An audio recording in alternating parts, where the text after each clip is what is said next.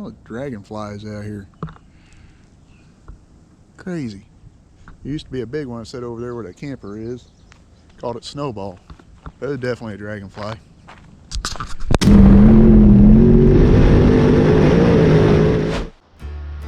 Hi, welcome to another episode of on the Lad Racing YouTube channel. Here, let's say another episode up, but I guess you could say we are making progress into doing something. I also got a boo-boo, as you can see. Only the best medical bandage, that is a sterile shop towel. I rolled it off at least one full revolution to get to a clean piece, but didn't have no grease on it yet. So what's better than having one LS engine in your shop? Well, obviously having two.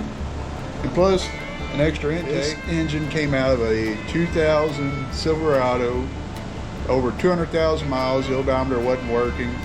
The story I got was that it literally, the truck was rusted in half, they plated it, welded it back up, and it rusted in half again.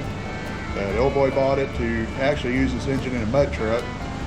You know, it had a power reducer right there. We don't need these where we're going because simply we run a clutch. But this engine here came out of a rollover truck. This is out of a 2001 Silverado with only, I believe he said it was either 84 or 86,000 miles on it. I think this is going to be the better candidate of the two. I actually traded the car with the Scooby-Doo mystery van looking body on it that's been sitting out back. Just a better chassis. We traded it for that engine. And I also scored, I don't know how true it is or anything like that, but I was told that off of like the 2005, 2006 Silverados, they had a high flow intake, and that's what this intake here is. I don't know if there's really a difference, but supposedly that intake's a high flow intake compared to what we got over here. And I got this one. The old boy was able to grab hold of the torque converter, and he turned this engine over by hand. Now granted, he a big old boy. This one here, I was going off the guy's word. It should be good. It came out of an 84,000 mile truck or 86,000. Either way, a couple thousand ain't gonna make a big difference compared to that, you know, 200,000 plus mile engine that came out of a truck that rusted in half. The odometer didn't work, and there's no telling how many actual miles were on it compared to this one where the old boy said the engine had been rolled over, or the truck had been rolled over. So what we're going to do here, first thing, everything's metric, so we had to bust out a pretty fresh metric socket. We got our big 1/2 inch drive extendable ratchet that we got from Harbor Freight. Let's see if we can get this thing to turn over. And it turns. Surprising. Well, I won't say surprising, but it definitely takes a little more effort than what the other engine does. So that's a good sign. So when is the big LS swap gonna happen, you ask? Well, when I get to it. That's about the easiest way I can put it. You can see we got stuff from that's originally over there coming over here now. All that stuff that's in there is gonna end up over here. So why are we moving things around? Well, reason is this side is fully insulated. That's one big reason for me there. Second reason, the floor is actually level in here. Level, it's smooth whenever I get the dirt cleaned off of it. Just make getting in and out of it'll make getting under the car and out from under the car, working on the car and the floor just in general, a lot easier.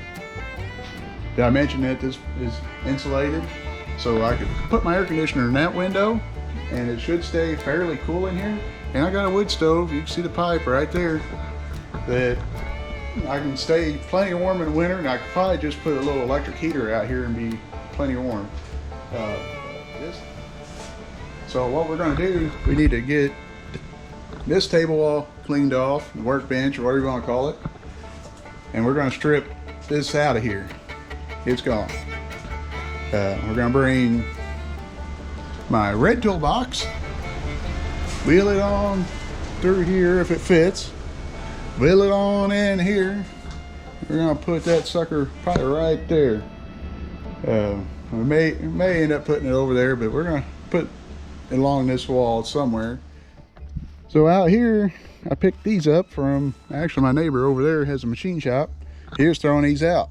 So me being the mooch that I am, went over to see what he's doing with them. He said, well, if you want them, take them. So guess what? I took them. They need cleaned up, probably a little coat of paint or something on them. But these would be great to go alongside my red toolbox over there on that wall.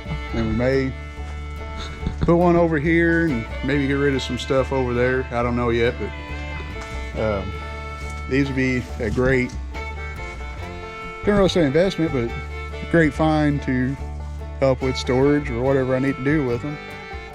So when we get everything done, as far as moving things around, are we gonna have less swap? No. I don't know if I made mention yet, but this tractor, go-kart, yard cart 1, and yard cart 2 over there, it's kind of hidden. They're all gonna get moved over here. Okay. So while we're doing all this type of stuff, getting this going, getting that built, getting this remodeled, we're not going to rush on getting anything done. Just let me put it that way. This stuff is going to get done before the LS swap starts. I'm just going to put that out there. This, like I said, this don't need much. It just needs a little love. But we're going to get all this stuff going before the LS swap. But while we're doing all the stuff that's in this area here, we're going to go out and do some fishing, do some kayaking, do some fishing off my kayak, and maybe go fishing for kayaks. I don't know. We guys don't realize how much time you take away from other things, family, and other hobbies and things like that. You don't realize how much time actually gets pulled away from all that to go do your racing stuff. So we're gonna make a little bit more time to go do that. So that's about as far as I got as far as updates go, or about as much as I've got as far as updates go. Like I said, we'll get Intimidator in here, get started on all that fun stuff when I get my other projects done. We'll bring you on, like show you guys what we're doing along the way. You know, pretty much since I've started the whole YouTube thing, I've worked over here in this area. And hopefully over time, next few months or so, few weeks maybe, this area will start transforming into a storage slash not race car work area. And that side over there will turn into my race car area. This area over here will also be kind of like my big fabrication stuff. I decided to make body panels. You know, I got my sheet metal brake over there. You know, it's great for my storage area. And push come to shove, once we get that tractor going, this can also be my personal vehicle work area also, because at some point or another I'm going to have to do some major work to the HHR or the Lagwag, as some of you guys know it. But I hope you guys stick around. Like I said, this LS swap thing, it's going to get done. I got a guy, an old friend of mine said he'll help me out. I just got to work out the fine details when we get started on it. So, and who knows? We might talk CJ and LS swapping this thing. Nah, probably not. But who knows? We got 2 LSs, so maybe we get one done. We'll move on and find something else to LS swap. So, like I said, stick around. You know, we'll take you guys fishing when we go. Like I said, we'll probably go camping with the Counts here pretty soon, so take you along on that, see what kind of shenanigans we can come up with doing that stuff. You know, don't laugh at me when we go fishing, because I don't go to catch big fish, I just go to catch fish. I don't care what they are, how they taste, or anything like that. So come back, check in with us, because next time we'll definitely make progress. Look at that little guy there, trying to sneak up on me.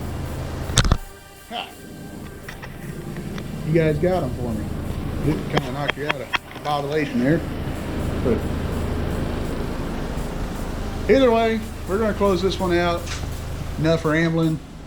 Time to kind of get something done. So God bless you. See you later.